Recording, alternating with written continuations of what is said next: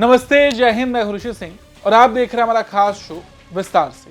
दोस्तों, हम अक्सर मेक इन इंडिया की बात करते हैं, स्वदेशी हथियारों की बात करते हैं, लेकिन क्या आपने कभी सोचा था कि देश में कोई private company military transport aircraft बनाने का काम करेगी? हाँ, एक वक्त पर यह सुनने में असंभव लगता था, अजीब लगता था, लेकिन अब ऐसा हो गया है। और इस साल के सितंबर महीने में भारतीय वायुसेना को इसी ट्रांसपोर्ट विमान को यह प्राइवेट कंपनी सौंपने की तैयारी कर रही है।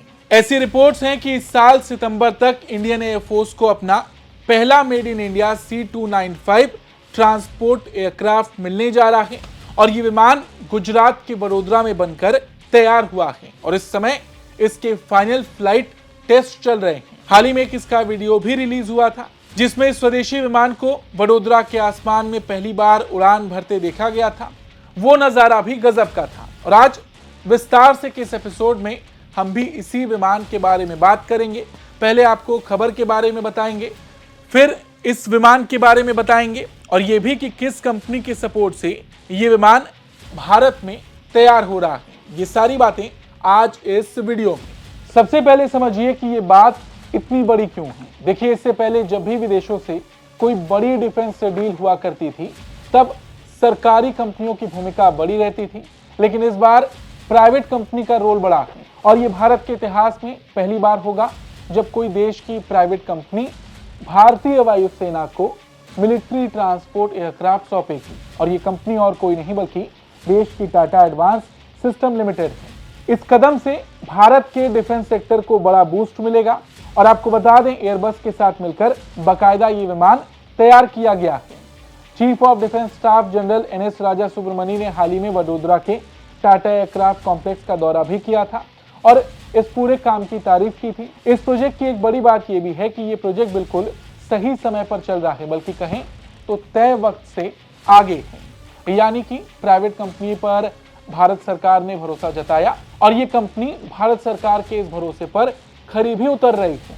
चलिए अब इस डील के पूरे बैकग्राउंड को समझ लेते हैं। साल 2021 के सितंबर महीने में भारत के रक्षा मंत्रालय ने यूरोपीय विमान निर्माता company Airbus defence and space के साथ 21,935 करोड़ रुपए का एक मेगा कॉन्ट्रैक्ट साइन किया था। इस कॉन्ट्रैक्ट के तहत भारतीय वायुसेना को कुल 56 C295 विमान मिलने थे। इस डील की कुछ बड़ी शर्तें थी, वो भी समझ लेते हैं और इस डील को मेक इन इंडिया का मास्टर स्ट्रोक क्यों कहा गया वो भी जान लेते हैं। सबसे पहला देखिए, फ्लाई अवे कंडीशन बने बनाए। 56 में से पहले 16 विमान एयरबस अपनी स्पेन वाली फैक्ट्री में बनाकर सीधे भारत को सौंपता। आपको बता दें कि वायुसेना को ये 16 विमान पहले ही मिल चुके हैं और ये अपनी ड्यूटी भी कर रहे हैं। बाकी जो मेक इन इंडिया का मास्टर स्ट्रोक था, बाकी के बचे 40 विमान स्पेन से नहीं आते, उन्हें एयरबस की टेक्नोलॉजी के साथ भारत की Tata advance system limited Gujarat के वडोदरा प्लांट में खुद बना रही है। सितंबर के आखिरी में जो विमान वायुसेना में शामिल होने जा रहा है वो इसी वडोदरा फैक्ट्री में बना पहला स्वदेशी C295 है। बाकी के सभी 39 विमान अगस्त 2021 तक वायुसेना को सौंप दिए जाएंगे। इसके अलावा भारतीय नौसेना और कोस्ट गार्ड के लिए भी समुद्री निगरानी यानी कि मैरीटाइम पेट्रोल के लिए ऐसे 15 और विमान इसी वडोदरा फैसिलिटी में बनाए जाएंगे। यानी कुल मिलाकर भारत की धरती पर दर्जनों विमान बनने वाले। मतलब की बात यह है कि जब डील हुई थी तो 56 विमानों की डील थी, उनमें से 16 विमान स्पेन से बनकर भारत आ गए जो अपनी ड्यूटी इस वक्त भारत में निभा रहे हैं। इसके अलावा जो 40 विमान थे वो Airbus company Tata advance system limited के साथ मिलकर वडोदरा में बना रही है। और जो खबर हम आपको बता रहे हैं कि इस साल सितंबर में C295 make in India C295 Bharat को मिलने वाला है, वो इसी असेंबली लाइन से मिलेगा। अब सवाल उठता है कि हमें इन विमानों की इतनी जरूरत क्यों पड़ी? क्या भारत के पास ये विमान पहले से थे? तो इसका जवाब है नहीं। हमारे पास C295 पहले से नहीं थे। हमारी वायुसेना दशकों पुराने ब्रिटिश मूल के एवरो 748 ट्रांसपोर्ट विमानों का इस्तेमाल कर रही थी। ये विमान 1960 के दशक में सेवा में आए थे। अब सोचिए, जो विमान 60 साल पुराना हो चुका हो वो आज की मॉडर्न वॉरफेयर और लॉजिस्टिक्स की जरूरतों को कैसे पूरा कर पाएगा? एवरो बूढ़े हो चुके थे, इसीलिए उनकी जगह C295 को लाया जा रहा है। स्पेन के हिस्से के जो विमान थे वो हमें मिल चुके हैं, बाकी जो भारत में तैयार हो रहे हैं उसकी शुरुआत इस साल से हो जाएगी। सबसे बड़ी बात, इसके आते ही भारत की वायुसेना दुनिया में C295 विमानों की सबसे बड़ी ऑपरेटर बन जाएगी। इसके जरिए हमारी सेना चीन के साथ लगी LAC जैसी विवादित और दुर्गम पहाड़ी सीमाओं पर बेहद आसानी से रसद, हथियार और सैनिक पहुंचा सकेगी। अब क्योंकि यहाँ पर बात इस विमान की हो रही है, तो इस विमान की खूबियों को भी समझ लेते हैं। देखिए, मूल रूप से इस विमान को 1990 के दशक में स्पेन की कंपनी कासा ने डिजाइन किया था, जो बाद में एयरबस का हिस्सा बन गई। इसकी पहली उड़ान 1997 में हुई थी और 2001 में ये स्पेनिश एयरफोर्स में शामिल हुआ। ये एक ट्विन इंजन टर्बोप्रॉप यानी कि 2 इंजन वाला प्रोपेलर टैक्टिकल ट्रांसपोर्ट विमान है। इसमें 2 दमदार Pratt and Whitney PW127G engine लगे हैं। इसकी सबसे बड़ी खूबियां क्या हैं? पेलोड क्षमता। ये विमान एक बार में 9 टन लगभग 9000 किलोग्राम से ज्यादा का वजन उठा सकता है। इसमें एक साथ 71 सैनिक या 45 पैरा ट्रूपर्स बैठकर जा सकते हैं। इसके पीछे एक रैम दरवाजा है, जिससे उड़ते विमान से भी पैरा ट्रूपर्स आसानी से छलांग लगा सकते हैं और भारी सामान नीचे गिराया जा सकता है।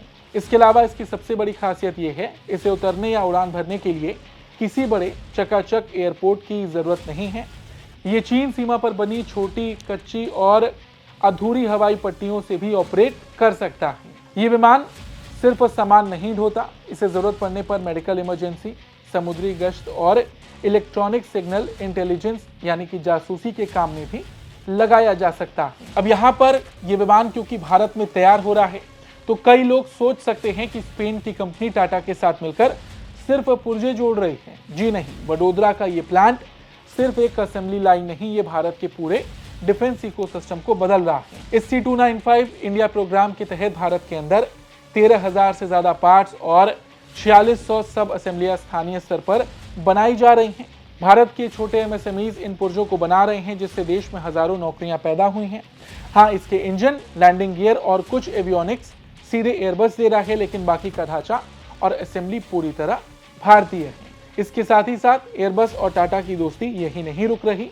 कर्नाटक के वेमगल में ये दोनों कंपनियां मिलकर H125 हेलीकॉप्टर्स की प्रोडक्शन लाइन भी लगा रही हैं। फ्रांस, अमेरिका और ब्राजील के बाद भारत दुनिया का चौथा ऐसा देश होगा जहां ये हेलीकॉप्टर्स बनेंगे।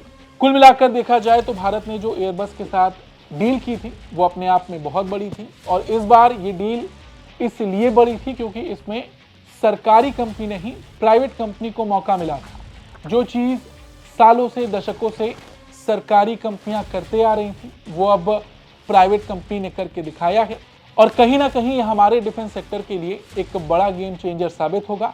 आज टाटा ने किया है, कल कोई और बड़ी प्राइवेट कंपनी करेगी, और सबसे बड़ी बात, ये पूरा प्रोजेक्ट समय पर पूरा हो रहा है। इस साल सितंबर में भारतीय वायुसेना को पहला make in India C295 aircraft मिल जाएगा। फिलहाल आज की इस खबर में इतना ही। आपको ये खबर कैसी लगी, कमेंट करके अपनी राय जरूर दें। धन्यवाद।